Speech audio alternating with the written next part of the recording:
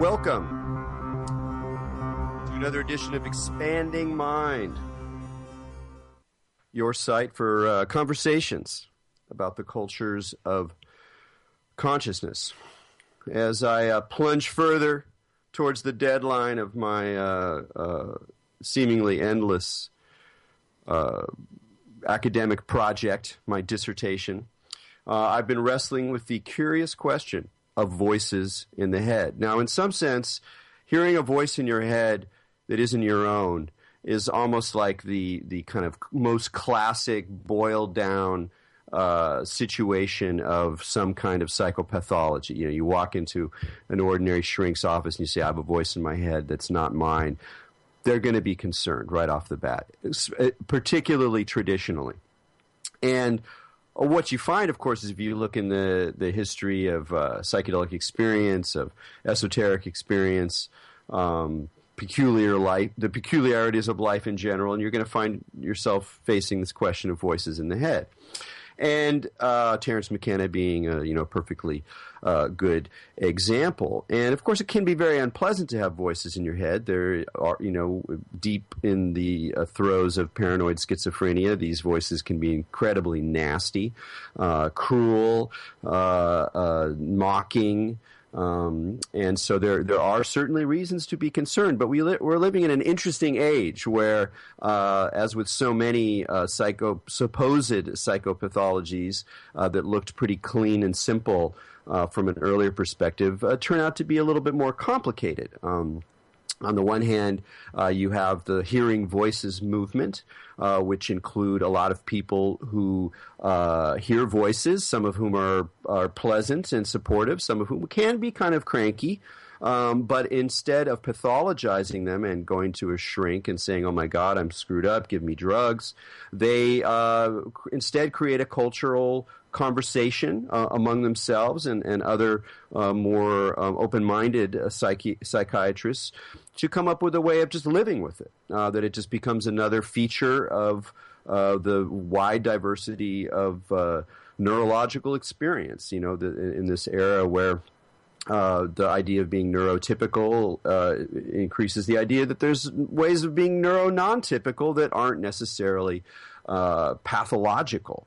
Other studies have also shown, in a different regard, how people can learn to treat the voices that happen in our heads all the time as potential others and potential selves. The idea here is that just sort of left on its own, the mind creates language, speech, concepts, ideas, injunctions, and that we learn to identify or disidentify with them. One great study that we've had her on the show is by Tanya Luhrmann, who wrote a book about the way that Christians, particularly ones with a sort of Pentecostal bent or an angle on Jesus, where the idea is that you can hear his voice, you can hear the God within you, that a lot of those experiences arise out of a way of learning how to treat certain kinds of voices in the head as coming from another source. And we don't look at that as pathology. So things become a lot more wiggy.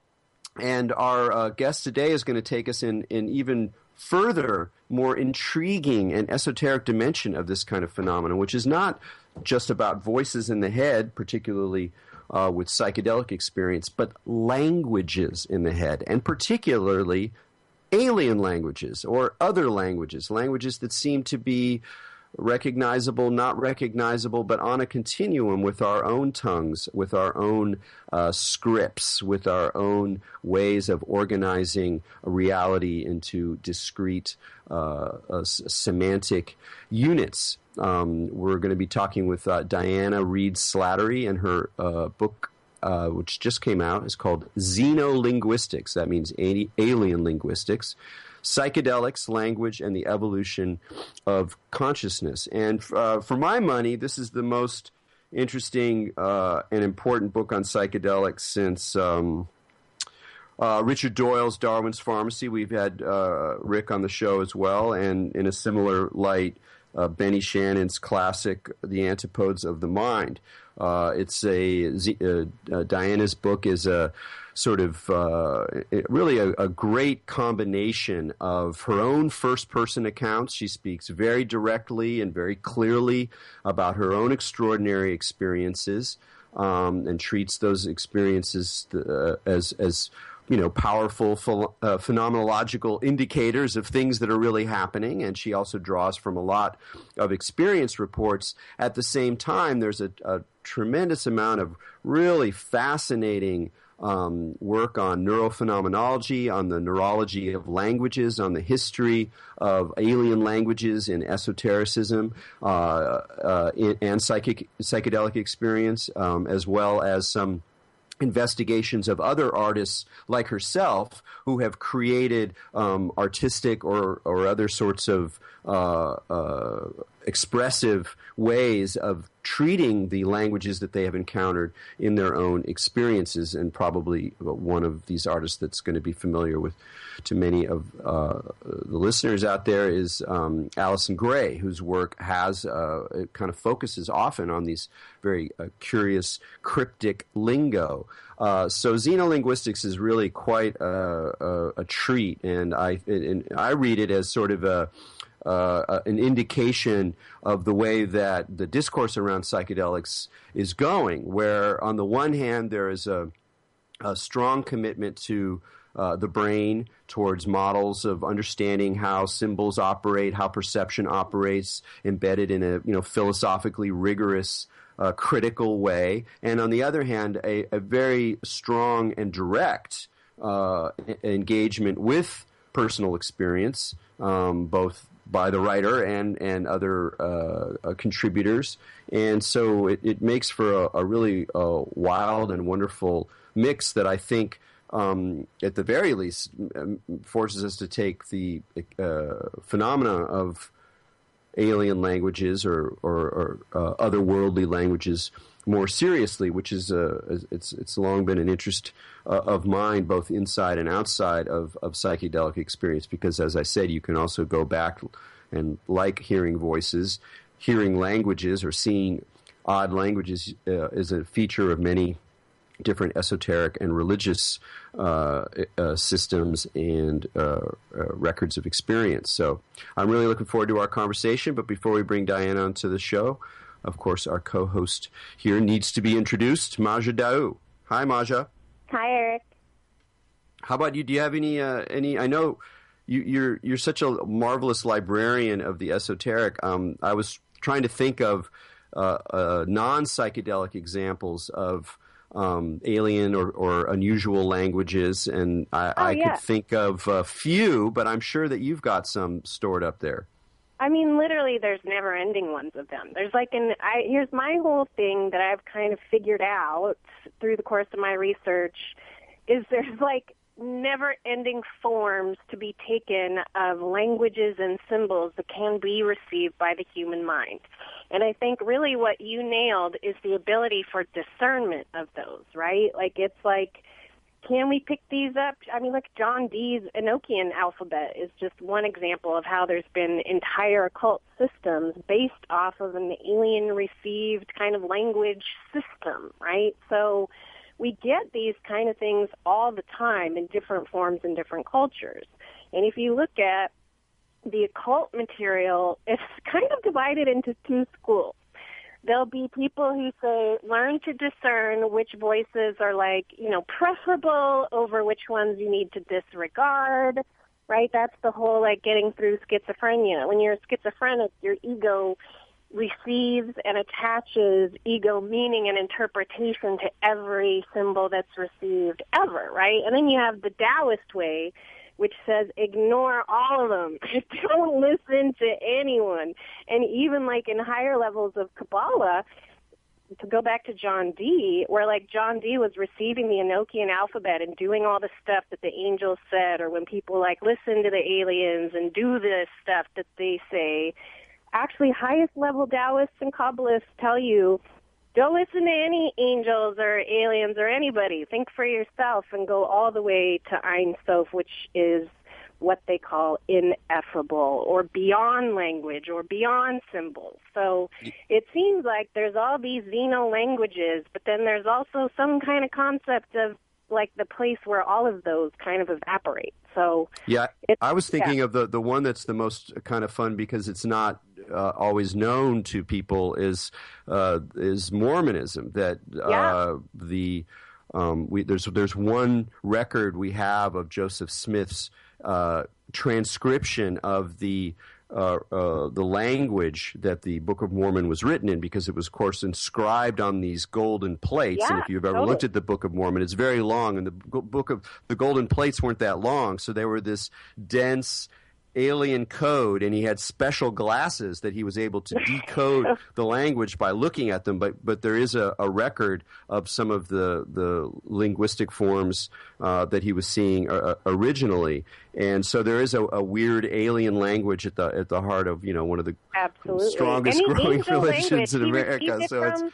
Yeah, the whole Bible is an alien language. Moses receives the Bible from these extraterrestrial beings. So yeah, but in that case, I don't think there's an alien script so much. Right. That's where the real kind of oddity emerges is when. Well, they say Hebrew letters were seen first as fire in the sky that was delivered by angels. So you could argue that Hebrew is an alien script if you want to get all like cuckoo. Well, it's part of the dance is between cuckoo and not cuckoo, and I think Diana's done a wonderful job of balancing that edge thought in her book. So let's bring her on. Diana, welcome to Expanding Mind. Are you there? Hello? Hello. Oh, good. So listen, congratulations on your book. Thank you.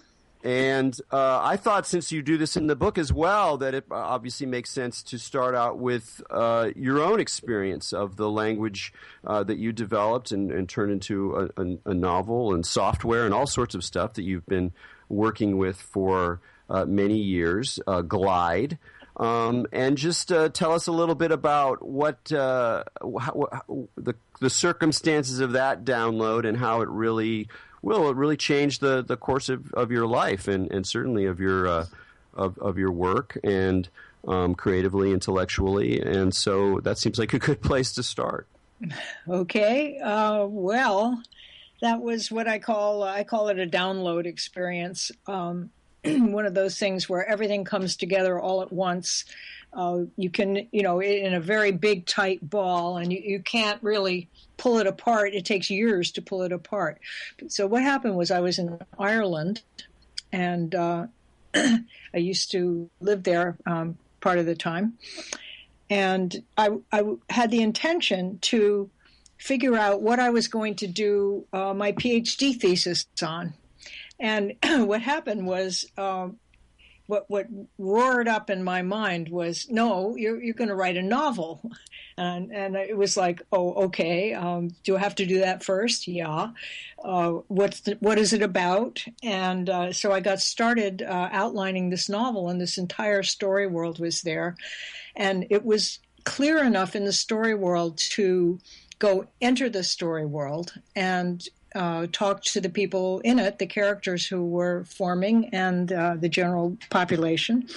And then I knew it was about a game, and so I asked the question, well, how is the game played? And that turned out to be a very critical question, because the download came as a single line. The game is played on mazes made of the visual language Glide.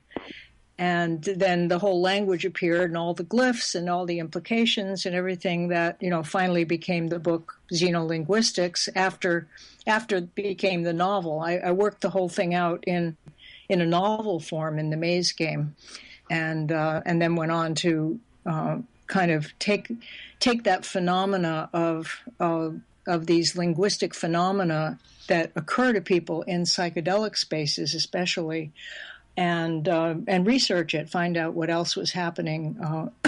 Was I the only sufficiently weird person to have these experiences, or was it more general? It turned out to be somewhat more general, and that's about what happened.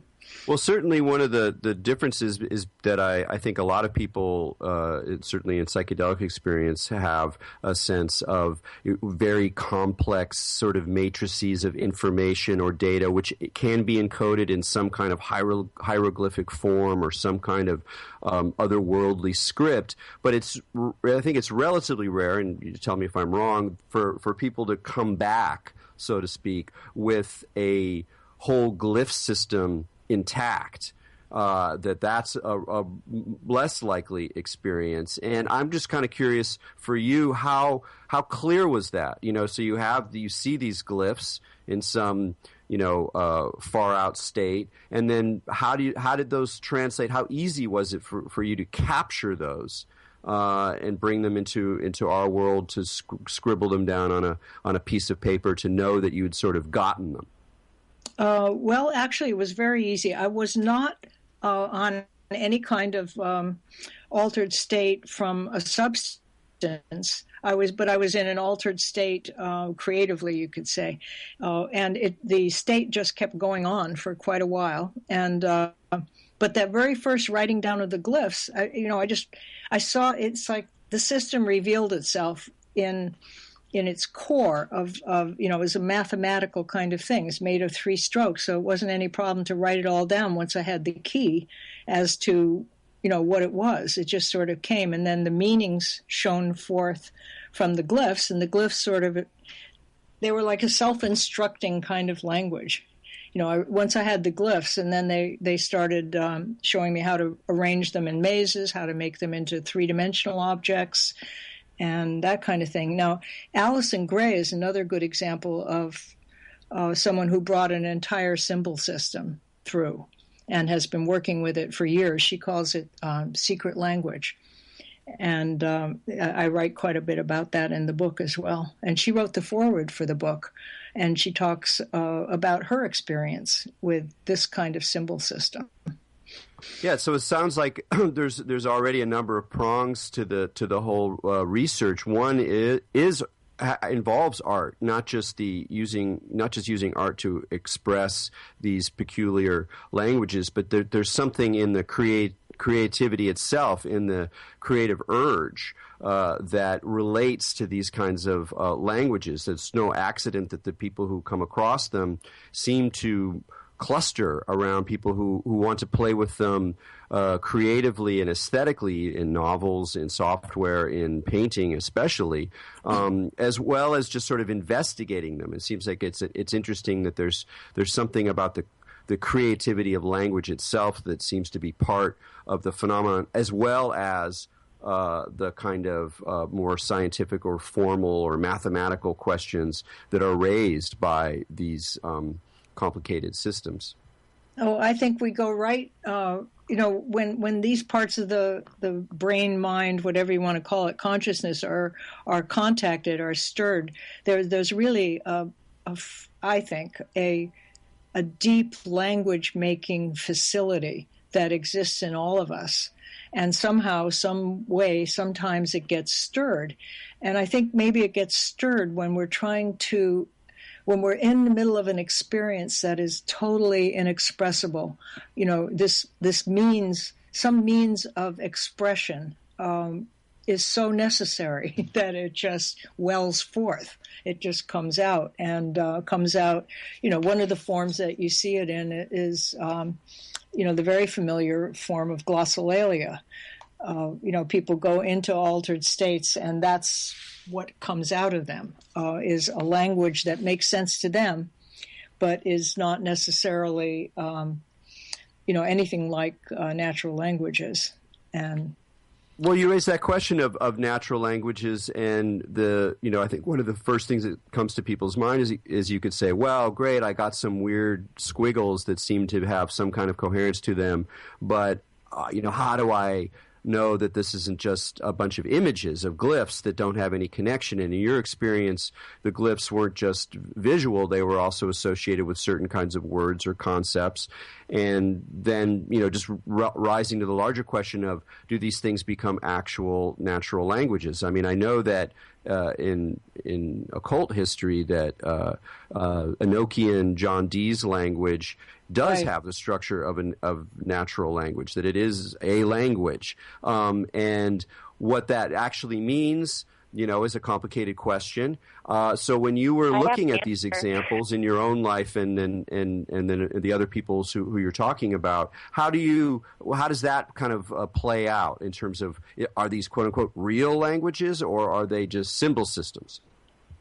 Well, we'd have to really get into what we mean by real language and what we mean by symbol system. And I go back and forth between calling them languages and symbol systems and things like that. They're all linguistic to me.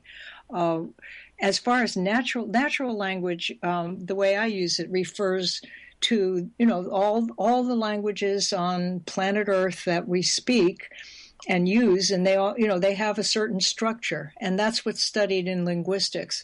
And I started calling these languages unnatural languages because they just don't fit the natural language pattern. They don't.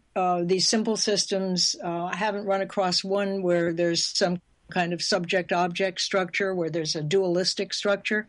In fact, I started to think about natural language and the the way it embeds dualism in the subject-object structure and many other ways, and that somehow that natural languages, the naturalness of them comes from the fact that we live in a gravity well.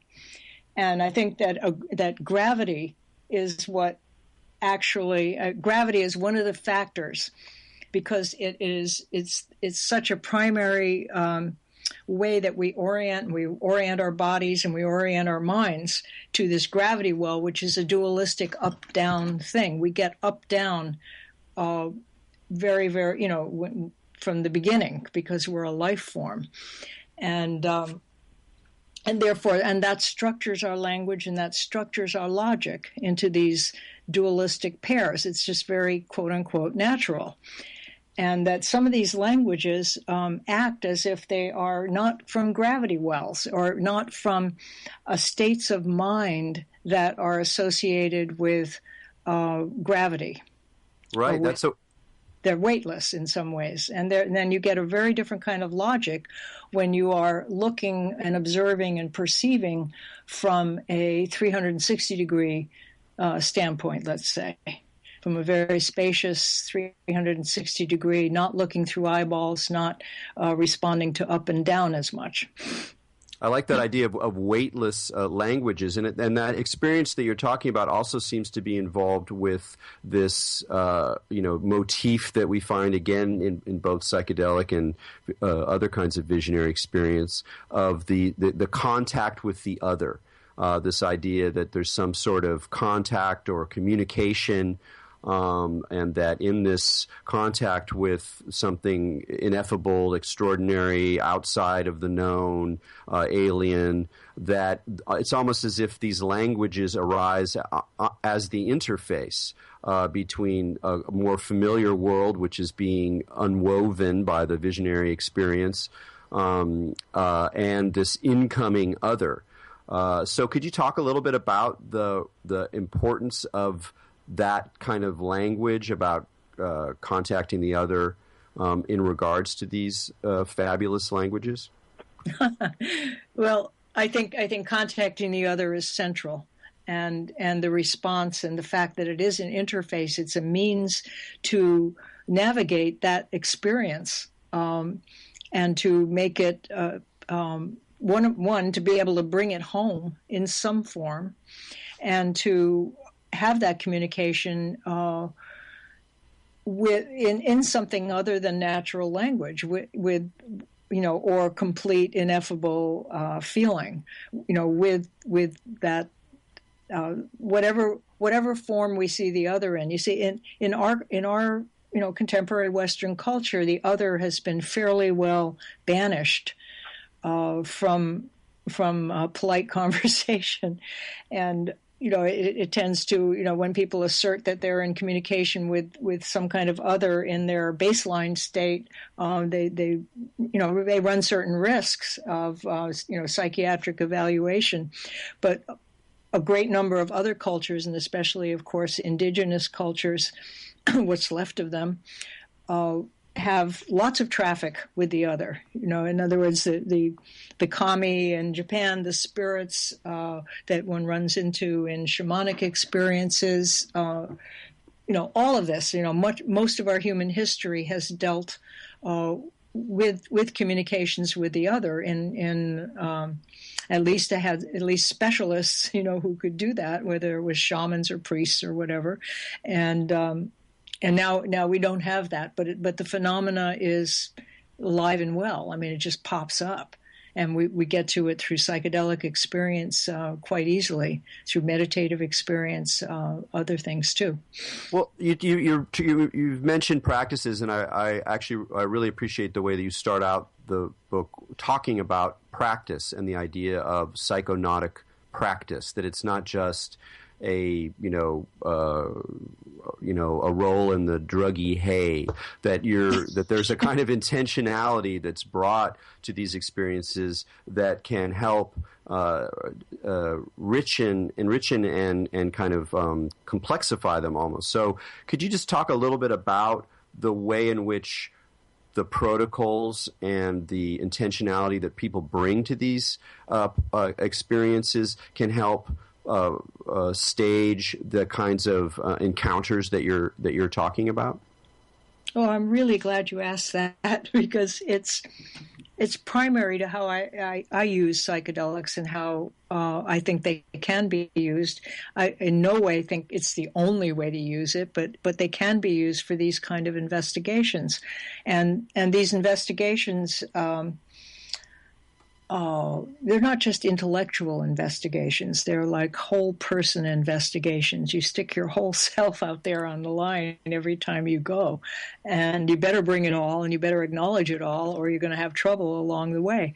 But doing this kind of thing as a repeated praxis, exactly, where you do this over and over, and it's a developmental thing. It changes, just like you start playing the violin. It sounds pretty dreadful, but if you keep it up and you have, some intention, you have a few teachers along the way, pretty soon you can make some decent sounds. But it takes practice. How do you get to Carnegie Hall? Practice. And this is like doing things over and over, noticing what's happening, correcting your mistakes, getting informed by the experience of others. And everything you can do to bring to these experiences, but then familiarity occurs, and you start to see landmarks, and you start to be able to navigate a bit, and that's saying quite a lot, because most of the experiences I have are not predictable in that sense, which is also part of it. It's like going into a practice, going into a session, let's call it a psychedelic session, where you don't really know what's going to happen. You can have a clear intention of what you want to say. I want to examine my relationship with my Uncle Bob, and you go in, and it's like, no, that's not really what we had in mind, and you go off in some other direction, or whatever that intention was gets dealt with immediately, and then now it's okay. Let's go have some fun. So it's very hard to say. Yeah, it also seems that you run into this question of how much you can share between people, whether in books or in conversations. There's some models where you're kind of going into your own particular world, and it's very singular and unique to you. The languages that you're going to see aren't going to be the same as somebody else's, but there's also this drive to understand and to develop a common language. And in traditional societies, that common language is provided by the mythology, by the ways that animals are named, and the spirits are sort of mapped according to culturally shared maps. And it's, oh yes, you saw the praying mantis. Oh yes, well there's a whole lore about the praying mantis. In the West, now we're at this weird place where there's not that many common languages, so some people draw from indigenous sources, or they look towards aliens or the occult tradition as a sort of model and map. But another thing that can be done, which isn't done enough in my opinion, and that you do very wonderfully in your book, is to look at science, to look at what can we learn from the way that the brain works, or ways that we've understood how languages have worked historically, or different ways that people have thought about some of these edge experiences in pretty concrete scientific terms, not to turn the visionary experience over to the scientists to get their approval or to get their disapproval, as it more often is the case, but instead to use that language as well as a kind of common tongue to understand some of these ineffable and bizarre experiences, and you do that in a number of ways in the book. But just to sort of start out, you look at some of these neurophenomenological models, try to understand how perception works, but particularly how language functions in terms of perception. So when you were looking at all these kinds of different theories, I'm sure there's a whole universe of theories out there about this stuff. What were some of the ones, or some of the first ones, where you went, aha, this is going to be helpful for my project? This is one that I really want to work with. Well, I think that came in the discovery that there was a discipline called neurophenomenology. And it's not very popular, and it never really went anywhere, but there it is. And there was a man named Charles Laughlin, and with some colleagues wrote a book on this. And what the essence of neurophenomenology is to try to match or correlate in some way the internal phenomenology of the experience, in other words, the report of the direct experience that a person is having, with the neurological brain data, things that are happening, and try to make some kind of a connection between those two. And they do a fairly good job, because they investigate indigenous experience. They mention psychedelic experience, and they also, especially for Laughlin, was based in a mature contemplative practice. So he was familiar with different mind states, and they make the point that it's a very cultural matter what mind states are acceptable to any given culture. And if it's an acceptable thing that on Friday nights the shaman goes off into other worlds and comes back with some cures or deals with that particular spirit that is bothering me, that's a different kind of acceptance than you might find in North America in our current state. That would be weird. Well, okay, so that's neurophenomenology in a nutshell. There's one other thing. There's a term that is used, and I'm sorry I can't come up with the particular scientist, but there was an effort to make neuronal conscious correlates. In other words, to somehow make these maps between brain activity and subjective activity. As far I go fairly deeply into that, and I think they do a good job of it. But again, it does not encompass. It never encompasses the magnitude of the visionary experience, whether it's psychedelic or contemplative or whatever. It always feels terrifically, however well ordered. It's terrifically reductionist. Yeah. There's just no getting around that. Well, great. We have to take a break right now. We got more questions to ask. We're speaking with Diana Slattery here on Expanding Mind, and we'll be right back after this.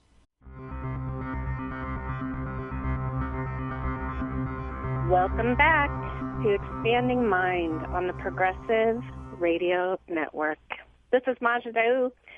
I'm here with Erik Davis, and we're speaking with Diana Slattery about xenocommunication and xenolinguistics.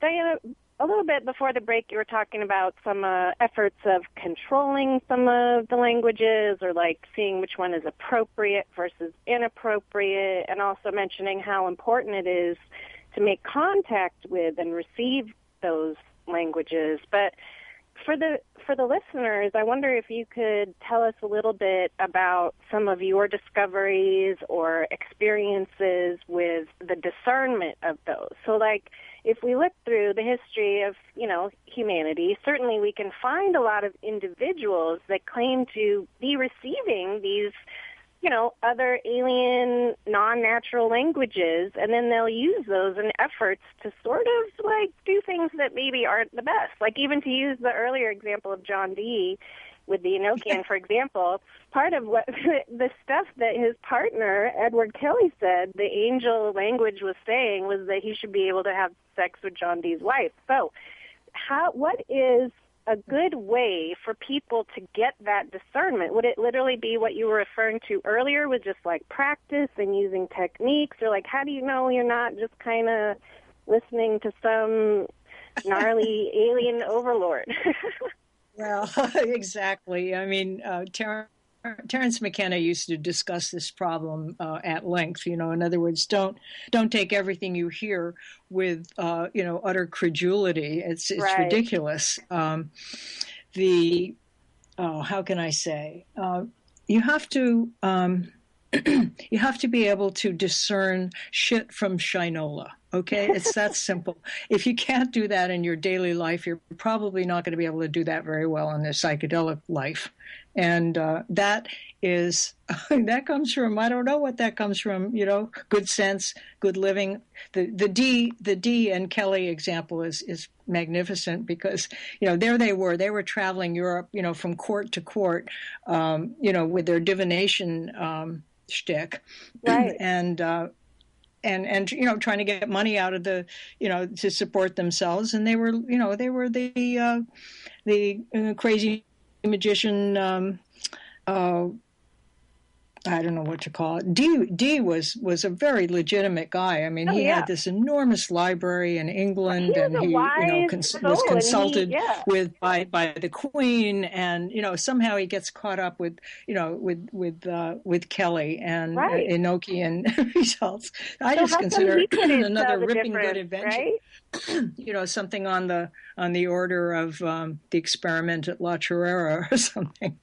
Well, that's a good example, because even McKenna's a really interesting case, because on the one hand, he maintained a lot of skepticism even as he went into these very far out places, and spoke from a certain kind of pragmatic skepticism about psychedelic experience. But at the same time, he also had his own kind of, if you will, sort of religious moment when he downloads a very complex system. It's not quite a language. It's this mathematical object, this idea, this intuition about time that then he develops into the time wave. He kind of literalizes or mathematizes into this time wave zero figure. And, that's still pretty interesting or whatever. And then he decides to lay it onto actual historical time and to further literalize the experience with a final date, with saying that this whole thing is going to end. You can map it onto ordinary history, and you can look forward to this marvelous date in December of 2012, which he also fudged a little bit in terms of once he found out about the Mayan calendar, he changed it a little bit. So to my mind, that is an example of the slippery slope, of the place where the download, the La Chorrera experience is richly played with, rich ideas about the resonance factor in time and the I Ching and other, marvelous speculative models get played out. But then there's also this sort of drive to bring it down. And it's interesting because there's a difference between concretizing the download in a language that can be played with artistically in terms of novels, in terms of paintings, in terms of just the playfulness that's invited through the language. There's a difference between that and the other kind of literalizing where it becomes sort of, there's an element of messianic thinking, which is, of course, that's exactly what it is. And that's in some ways to my mind, that's the single greatest trap of whatever, psychedelic thinking in terms of actually trying to extract information or bring back new models from these visionary experiences is the tendency to become inflated, to believe that your vision is the vision, the one da-da-da-da. So I'm curious, since you definitely don't go that way, how have you come to think about that possibility and to really work against it in some ways? I mean, what are, as part of a psychedelic protocol, it seems there are certain ways of thinking critically or skeptically, or I'm not really even sure what the right word is. How would you clarify that trap and how to avoid it? Well, that's a good one. It's hard, yeah. Yeah, that's a good one. How? I mean, you got to know it in yourself. You got to know if something like that is occurring. But the way I look at it, I have a framework that I look at it in, and I also remind me to come back to John Lilly's framework for evaluating that kind of thing, which is that we number one, that we can access multiple realities. And what's going on in another reality is what's going on in that reality. And I can go to a reality where I feel I am in touch with all the knowledge in the Akashic records or wherever the hell it's all stored. And, I can reach out to anything. And that's the psychedelic experience that many people have had. If I come back to baseline and I think I can just, exercise that in an unlimited state, that there's something to be looked at there, and the same with getting it's the inflation factor. It can happen as a result of any kind of super big consciousness experience, however attained, and you just got to kind of get a hold of yourself, And you have to recognize when it's happening, and you see these giant flame wars, online and in the psychedelic world of some, one visionary, guru who's he's got it made, and the other one is arguing with him, and they just go at it because each one really thinks they're king of the universe, and it's so much it just power gets of pretty babble. silly, and you got to be able to see the silliness of it. I think you have to, it's just like. It's like not that those experiences aren't just as big and bigger than they're even able to express. But then it's like the discernment comes in what reality are you operating in, and what are the rules of that reality, and what are the boundaries of that reality. And then, again, you used the word appropriateness, and what's an appropriate statement in this kind of situation. So anyhow, it's an ongoing work in progress. But the back to the whole thing of praxis, what comes out of that, I think, is hopefully some kind of tempering of one's knowledge and one's communication of that knowledge, and you learn something by experience. So anyhow, I think it's using psychedelics in as a practice in whatever way. Sometimes some people use it in small groups, as in a ritual, ceremonial way.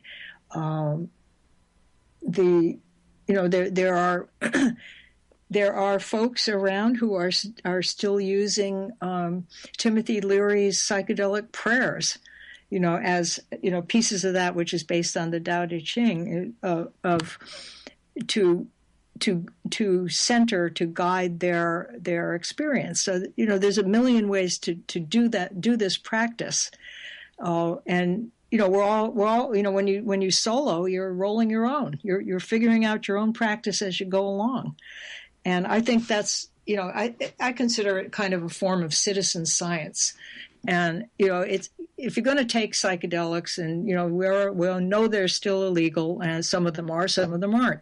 And if you're going to do that, do it mindfully, to use that word. Do it with some intention in mind. Do it with some record keeping. Do it to learn something and to be able to communicate that learning to others.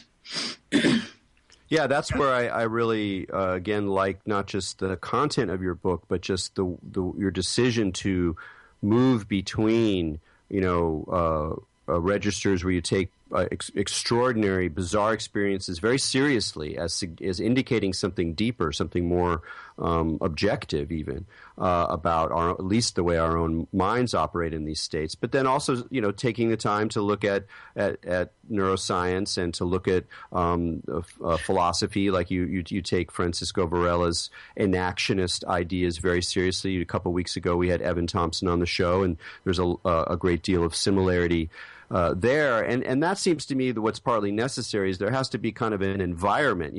There's not a psychedelic university. These things are discussed in the underground or in weird ways in the science because they can't actually go into that much phenomenology and be taken seriously. So there's this whole kind of Wild West zone where it's very easy for inflation to happen, where it's very easy for the person who's always wanted to be the one who knows to come back and say, "Now I do know." No, really got it. I really got it, and you're going to hear all about it. And so instead, it's not just about being an individual citizen scientist, is what I'm saying. It's about having and sustaining these networks of conversation that create an environment where people recognize that they can do very far out explorations, taking the risks that involves both legally and psychologically, but that there's also a sort of a network ready to catch them that's not simply either a specific religious idea of what these things mean, like in Santo Daime, nor it's just a bunch of individuals who have who are clutching onto their own particular vision, but instead a kind of collaborative environment where people are sharing and with a little bit more humility about what we can know and what we can't know. So I hope that happens more. I'm curious, where do you see that happening? How do you feel about this sort of larger world of psychedelic discourse in terms of moving ahead of where it's been in the past?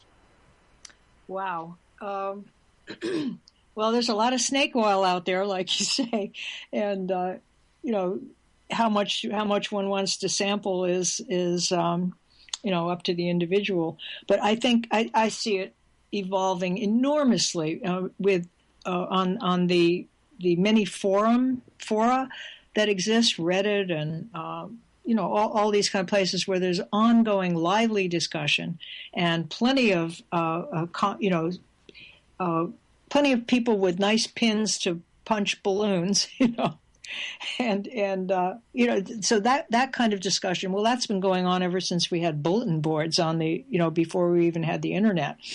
But that kind of, I really want to talk about something, and I want to talk about it enough to go find the others who are talking about it, happens, and it happens on all kinds of social media. I think the amount of information that's getting out there now through especially through websites and more so through podcasts, through what you're doing, through what Lorenzo is doing with Matrix Masters, through other examples of just getting the information out, letting people sort things out for themselves, and the more that gets out there, the better.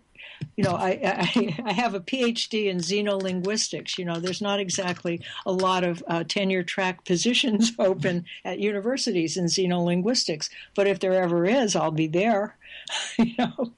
It's just, it's a world that's forming. We now, there are courses in, Tom Roberts has had his course for years and years, and now he's retired, but things are advancing on. There's a tremendous new interest in psychedelics that I see blossoming through the science, through the experiences. There's 2 HBO projects which are upcoming. None of them are settled, but it looks like Timothy Leary's going to have his own little miniseries, and it looks like Stan Groff might as well. And that HBO is interested in this kind of programming, in addition to shoot 'em ups, is a positive thing. Yeah, I think we're definitely moving into a space where these kinds of conversations and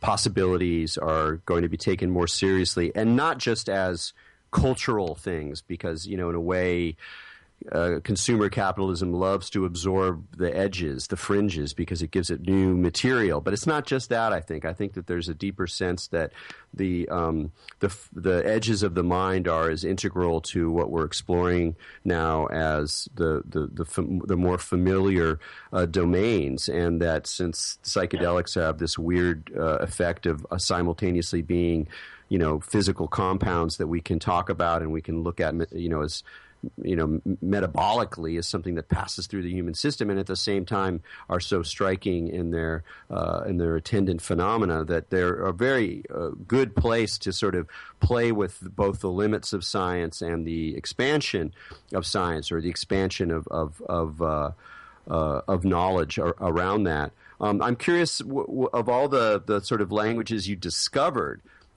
looking at other people's work. We already talked about Alison Gray, and I think people know her. Who else really stands out for you as doing something or having had a particularly interesting experience that you talk about in your book? Because you do talk about a number of artists and their own discovered languages. We only have a few minutes left, but there's time for that.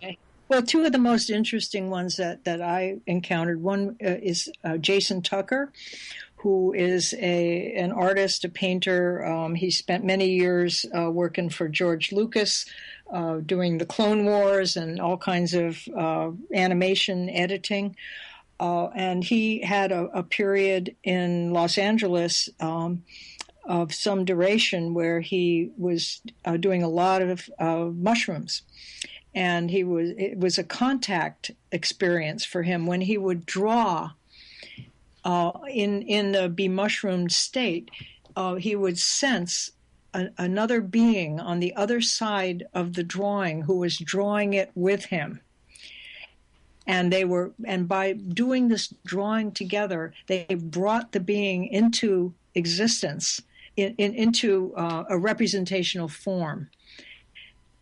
And so it was like this constant communication activity. He calls it actual contact. And the other one I love that is up on the website is a French couple who took Carolyn and Gaetan Cottereau-Muro, and they did one project where they took Perganum harmala every day for a year, both of them, and she designed this incredible drawing, which is filled with everything. It's a temple floor. It's scripts. It's full of language, and eventually tattooed the entire thing on his back.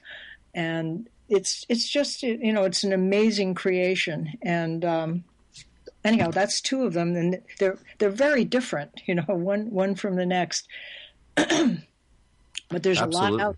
There's a lot out there. And when you put your own work out there and you ask these questions and people contact you, that's what happened. It's just Jason, contacted me, and these guys I ran into in a conference, It just happens. You make the contacts and then they're very strong. So I know you've been working on this project for a very long period of time, and as you say, there's not a lot of tenure-track positions in Xenolinguistics out there. How do you have some sense about where you're going with this stuff now? Which direction you want to write or create or talk, or what's the kind of next step? The next step is I really, there's 3 books I'd like to write, and just a question of which one pops up first. And one is I want to write the second novel that follows the Maze Game, and wraps in my current experience with the novel world. And then I also want to write some kind of a memoir about my crazy life. And, I realize when I tell stories to people that I entertain them. I say, oh, okay, I must have lived my life to entertain others. That's one aspect of it. So why not have fun and, write it all down and have chapters like Confessions of a Cult Leader's Wife and things like that. So anyhow, so there's that project. And then the third is, kind of an ongoing, this isn't so much a book, but I'm really backloaded on the number of people who have contacted me with incredible their own xenolinguistic projects, which I want to get up on my website, and that's pretty important to me right now. Well, wonderful. Whichever one of those you pursue, I'm sure it'll be marvelous. I also wanted to mention that people can check out more about your stuff at your website, Psychedelics and Language, which is a pretty nifty site with lots of information and cool graphics and such, in addition to your new book. So, Diana, thanks for joining us here on Expanding Mind. Thank you so much, Eric. All right. Well, from me and Majid, all you out there, keep your minds open.